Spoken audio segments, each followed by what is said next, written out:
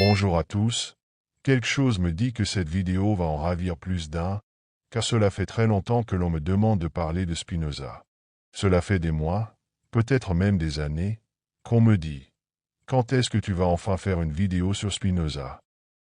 J'ai pris mon temps, j'ai repoussé cette vidéo autant que possible, car s'attaquer à un monument de la philosophie comme Spinoza demande une certaine préparation. J'espère que cette vidéo répondra à vos attentes. Spinoza est l'un de ces auteurs difficiles à aborder, et cela pour une bonne raison. Son système philosophique vise à expliquer la totalité. Autrement dit, l'ambition de Spinoza est de nous donner une vision complète de Dieu ou de la nature, ces deux concepts étant, selon lui, indissociables. Dieu ou la nature représentent l'ensemble de ce qui existe. Vous comprenez donc qu'aborder un tel sujet dans une vidéo sur YouTube est un exercice complexe. Je vous demande donc, d'avance, un peu d'indulgence. Cette vidéo se veut une introduction à la pensée de Spinoza et non une présentation exhaustive de toute sa philosophie. Commençons par quelques éléments biographiques, car vous allez voir, Spinoza était un personnage fascinant. Philosophe du XVIIe siècle, d'origine juive portugaise, il a émigré aux Pays-Bas. Spinoza a suscité de vives controverses, notamment en raison de ses positions sur la religion. Il a même été excommunié par sa communauté juive et a survécu à une tentative d'assassinat. D'ailleurs, il a conservé jusqu'à la fin de sa vie le manteau percé par le coup de poignard de son agresseur. Spinoza a publié son œuvre majeure, Astérisque, l'éthique astérisque, en 1677, 2 ans après sa mort. Il savait que la publier de son vivant aurait pu lui valoir une condamnation sévère, voire la mort. C'était un philosophe qui ne mâchait pas ses mots et qui allait droit au but. Voyons maintenant pourquoi ses idées étaient si révolutionnaires pour l'époque. Spinoza est souvent perçu comme l'un des principaux opposants de Descartes. Toutefois, on pourrait nuancer ce terme opposant, car Spinoza ne rejette pas entièrement la pensée de Descartes. Il s'oppose à lui sur un point essentiel, là où Descartes prônait le dualisme, c'est-à-dire la séparation de la matière et de l'esprit, Spinoza défendait une position différente. Il est l'un des précurseurs du monisme, cette idée que le corps et l'esprit ne peuvent pas être dissociés. Depuis Platon, la séparation entre le corps et l'esprit semblait aller de soi, notamment dans une vision chrétienne du monde, où il existe un ici-bas, le monde matériel, et un au-delà, le monde spirituel. Spinoza remet en cause cette distinction. Pour lui, le corps et l'esprit sont deux attributs d'une même substance unique, qu'il nomme Dieu ou la nature. Pour illustrer cette idée du monisme, prenons un exemple, celui du cannabis. Lorsque quelqu'un consomme du cannabis, ses capacités mentales sont altérées, son état de conscience change. Il voit et pense les choses différemment. Mais fumer du cannabis a aussi un effet sur le corps. Allez essayer de faire un combat de boxe ou une séance de sport après avoir fumé, et vous verrez que cela devient très compliqué. Cela montre bien qu'une altération psychique entraîne inévitablement une altération physique. On ne peut donc pas séparer ces deux dimensions comme s'il s'agissait de réalités distinctes. Cet exemple nous aide à comprendre pourquoi, pour Spinoza, le corps et l'esprit sont indissociables. C'est ce que certains ont appelé le parallélisme chez Spinoza, un parallélisme entre le corps et l'esprit, entre l'étendue et la pensée. Nous reviendrons sur cette question du corps et de l'esprit dans une prochaine vidéo. Pour l'instant, je souhaite aborder la philosophie de Spinoza sous un autre angle, car pénétrer sa pensée n'est pas chose aisée. Spinoza est aussi connu pour sa vision particulière de la liberté. Là où il rejette le dualisme cartésien, sa conception moniste a des implications très concrètes sur sa compréhension de la liberté. Pour Spinoza, la liberté telle que nous l'imaginons est en fait une illusion. Avant d'expliquer pourquoi, selon Spinoza, la liberté est une illusion, il est essentiel de comprendre pourquoi, pour Descartes, la liberté repose sur un présupposé fondamental. Pour Descartes, l'être humain possède ce qu'on appelle le libre arbitre, c'est-à-dire la capacité de faire des choix autonomes. Le libre arbitre, selon Descartes, repose sur ce qu'il nomme le décret de l'âme, une aptitude de la volonté à se déterminer indépendamment des influences extérieures. Le libre arbitre, c'est donc cette indépendance de la volonté par rapport à la matière, et cela est intrinsèquement lié à la distinction que Descartes fait entre le corps et l'esprit. En effet, pour qu'il y ait véritable liberté, il doit être possible que l'esprit puisse se déterminer sans être affecté par le corps. Voilà pourquoi la conception moniste de Spinoza pose un sérieux problème à l'idée de libre arbitre. Mais pourquoi Spinoza affirme-t-il que le libre arbitre est une illusion? Parce que l'homme, en tant qu'être à la fois physique et spirituel, doué de conscience, a l'impression d'être l'auteur de ses actions, c'est-à-dire de décider librement de ses actes. C'est une idée profondément enracinée dans nos sociétés modernes. Nous croyons être maîtres de notre corps et donc responsables de nos actes. Cette conception du libre arbitre est à la base de la notion de responsabilité, et par extension, de la justice. Si nous n'avions pas le libre arbitre, alors l'idée même de responsabilité perdrait tout son sens. Sans libre arbitre, la notion de responsabilité s'effondre, et avec elle la justice telle qu'on la comprend aujourd'hui. Un meurtrier pourrait très bien arguer que c'est son corps qui a agi, et que sa volonté n'a fait que suivre la mécanique corporelle, ce qui rendrait inopérant toute accusation de culpabilité. Si le libre arbitre n'existe pas, alors tout acte peut potentiellement être justifié, ce qui aurait des conséquences révolutionnaires pour notre conception de la justice et des relations sociales. Imaginez qu'une personne qui vous a trahi ou blessé se réfugie derrière la pensée de Spinoza pour dire « Après tout, je ne suis pas responsable de mes actions, je suis entièrement déterminé, donc je ne peux être tenu coupable du mal que je t'ai fait. » Une telle vision bouleverserait complètement nos bases sociales et juridiques. Mais cette idée soulève une question fondamentale. Sommes-nous vraiment les auteurs de nos pensées et de nos actions? Spinoza affirme que la distinction entre le corps et l'esprit n'a pas lieu d'être, et par conséquent, ce que nous pensons et ce que nous faisons ne sont que des résultats mécaniques d'un enchaînement de causes et d'effets. Il exprime cette idée par une célèbre citation. L'ordre et la connexion des idées sont les mêmes que l'ordre et la connexion des choses. Cela signifie que nos pensées et nos actions suivent les mêmes lois causales, sans réelle séparation. Il est vrai que cette manière de voir les choses est déstabilisante, car nous avons toujours tendance à croire qu'il y a une antériorité, une primauté entre la pensée et l'action. Nous pensons souvent que notre réflexion détermine nos actes, ou inversement, que nos actions façonnent notre pensée. Mais pour Spinoza, c'est une erreur de raisonnement, car cela ne prend pas en compte la vraie nature de l'interaction entre le corps et l'esprit.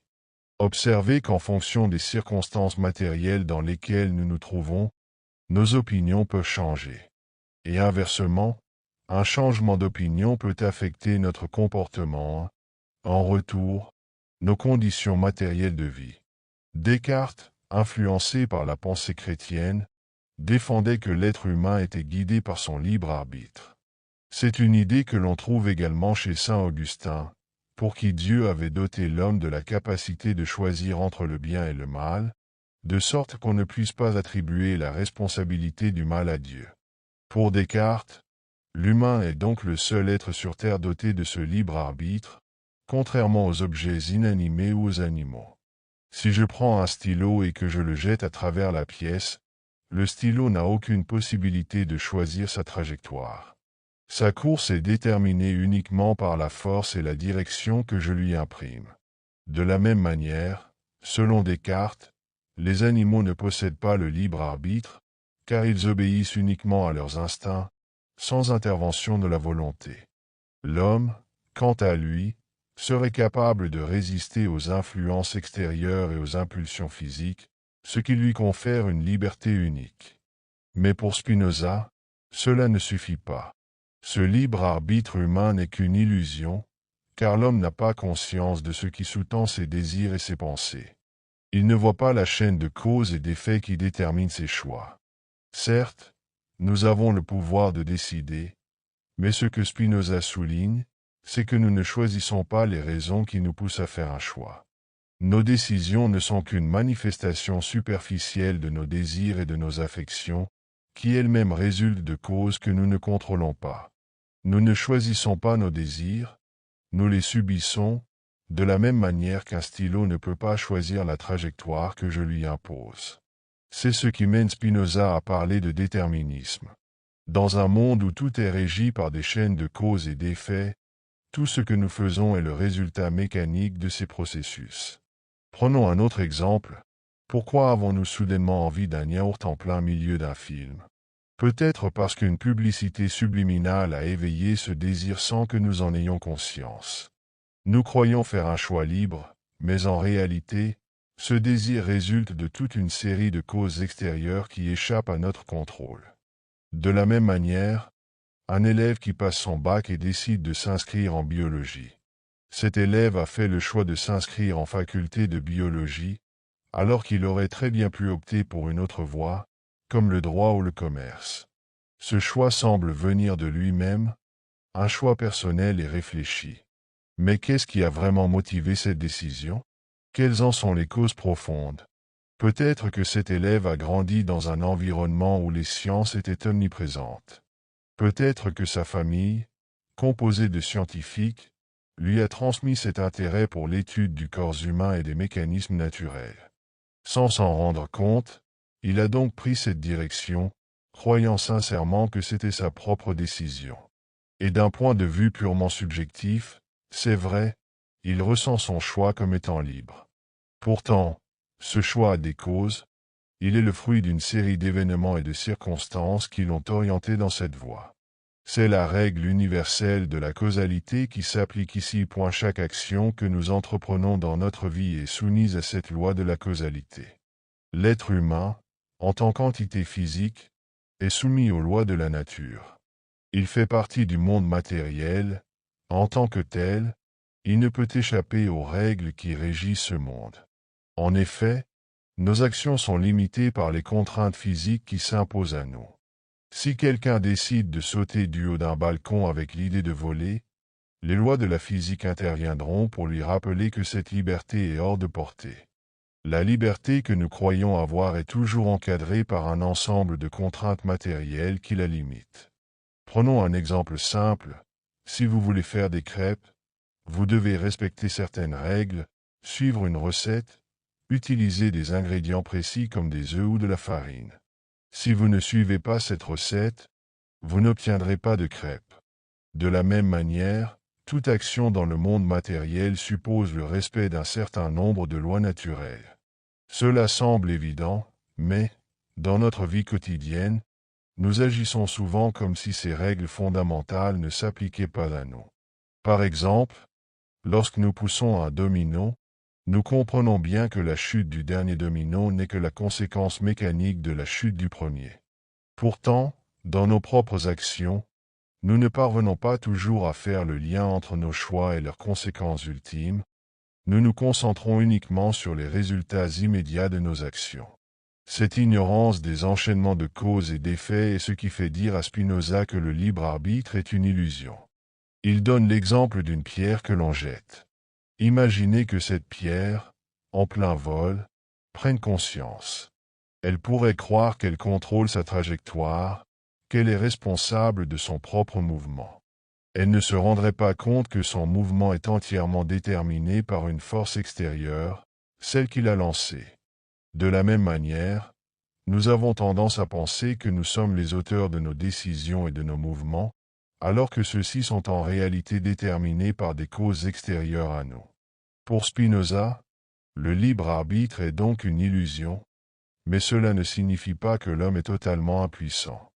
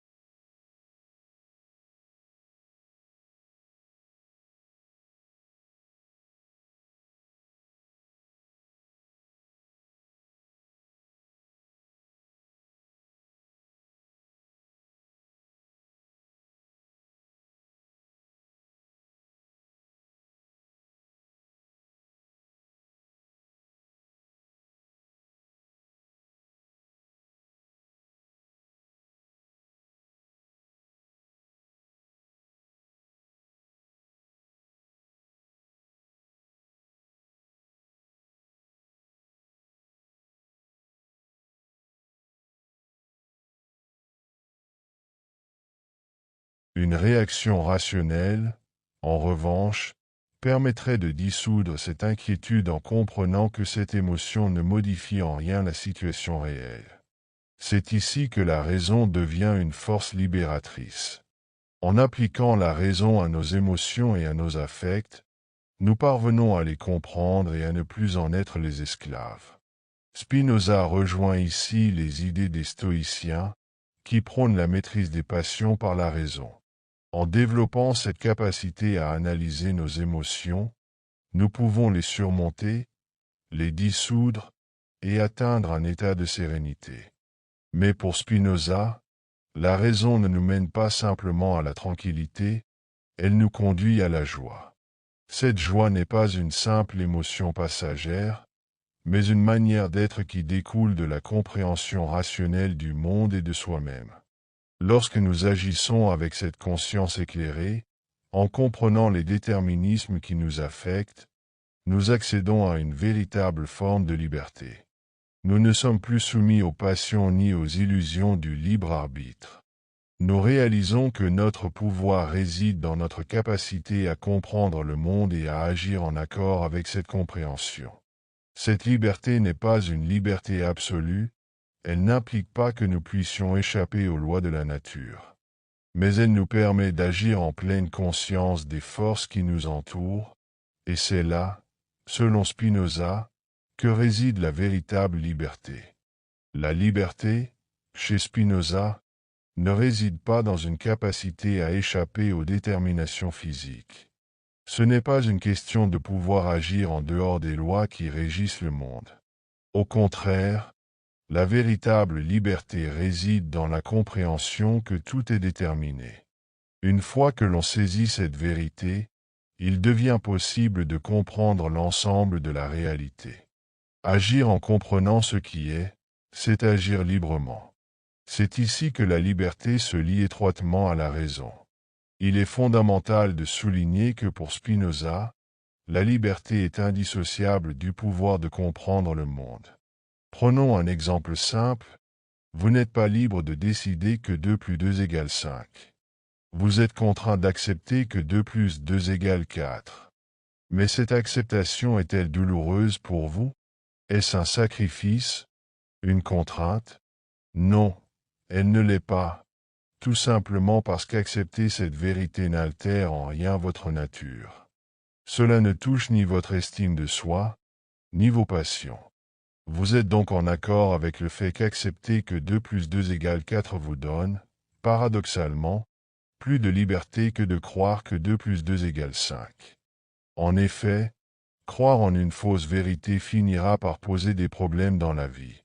De la même manière, vous n'êtes pas libre de faire en sorte que le théorème de Pythagore ne soit plus valide ou que la gravité cesse d'exister. Vous devez composer avec ces réalités, tout comme avec la certitude de la mort. Accepter l'idée de la mort n'est pas un renoncement, mais une prise de conscience rationnelle de l'ordre naturel des choses. C'est une idée que certains peuvent rejeter, mais ce rejet provient des passions, de la peur et de l'orgueil. La raison, quant à elle, consiste à accepter la mort non pas en la souhaitant ou en la précipitant, mais en l'intégrant comme une donnée inévitable du monde physique. Lorsque vous parvenez à accepter profondément l'idée de la mort, à l'intérioriser au point qu'elle ne provoque plus en vous aucune crainte, alors vous vous libérez de l'asservissement à cette peur.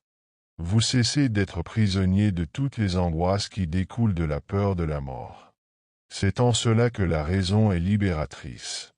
Elle vous émancipe de vos peurs, de vos passions et de tout ce qui vous pousse à refuser la réalité. Trop souvent, nous rejetons ce qui est, préférant attribuer nos malheurs à des causes extérieures ou des responsables imaginaires. Être spinoziste, tout comme être stoïcien, ne signifie pas être fataliste. Cela ne revient ni à renoncer, ni à se résigner. C'est simplement comprendre que chaque chose a une cause, qu'elle a une raison d'être.